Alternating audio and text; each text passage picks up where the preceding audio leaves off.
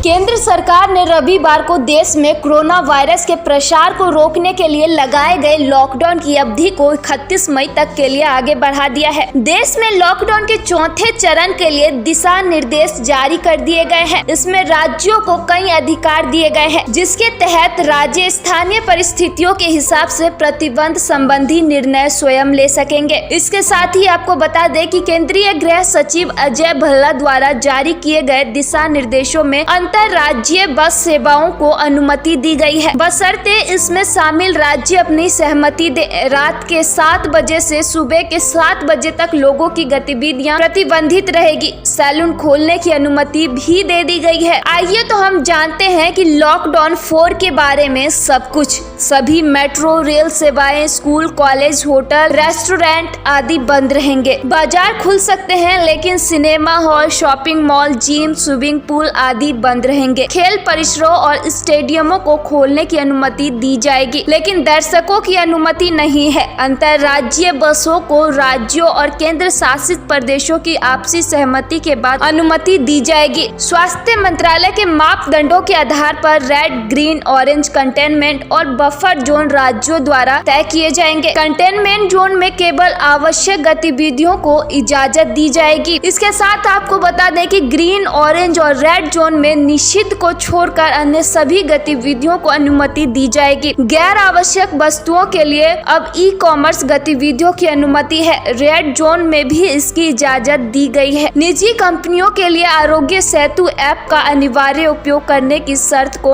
हटा दिया गया है। धार्मिक, सांस्कृतिक, खेल, राजनीतिक सहित बड़े समारोह की अनुमति नहीं होगी। सभी धार्मिक स्थल, पूजा स्थल जनता के लिए बंद रहेंगे। धार्मिक सभा पूर्ण रूप से प्रतिबंधित है। आवश्यक और स्वास्थ्य उद्देश्यों को छोड़कर 65 वर्ष से ऊपर के लोग, पहले से किसी बीमारी से ग्रस्त लोग, गर्भवती महिलाओं और 10 साल से कम उम्र के बच्चों को घर पर रहने के लिए कहा गया है। लॉकडाउन के इस चरण में इन दिशा निर्देशों का करना होगा पालन। जी हाँ, सार्वजनिक स्थानों पर मास्क पहनना अनिवार्य होगा। सार्वजनिक और कार्यस्थलों पर थूकना स्थानीय अधिकारियों, राज्यों या केंद्र शासित प्रदेशों के नियमों और विनियमों के अनुसार दंडनीय होगा। बाजार, कार्यस्थल, सार्वजनिक परिवहन और विवाह आदि जैसे समारोह सहित सार्वजनिक स्थानों पर सामाजिक दूरी का ध्यान रखना होगा। इसके साथ ही देखा जाए तो विवाह कार्यक्रम में 50 से ज्यादा अतिथियों की अनुमति नहीं है। अंतिम संस्कार में 20 से ज्यादा लोग शामिल नहीं हो सकते। सार्वजनिक स्थलों पर शराब, गुटखा, पान मसाला, तंबाकू का सेवन करने की अनुमति नहीं है। दुकानें ग्राहकों के बीच न्यूनतम 6 फीट की दूरी सुनिश्चित करेगी और दुकान के अंदर एक समय में 5 से अधिक लोगों को जाने की अनुमति नहीं होगी। सभी प्रवेश और निकास बिंदुओं को और सामान्य क्षेत्रों में थर्मल स्कैनिंग, हैंड वॉश और सैनिटाइजर का प्रावधान करना आवश्यक होगा। झूठी सूचना या चेतावनी देना, आपदा, इसकी गंभीरता या परिणाम के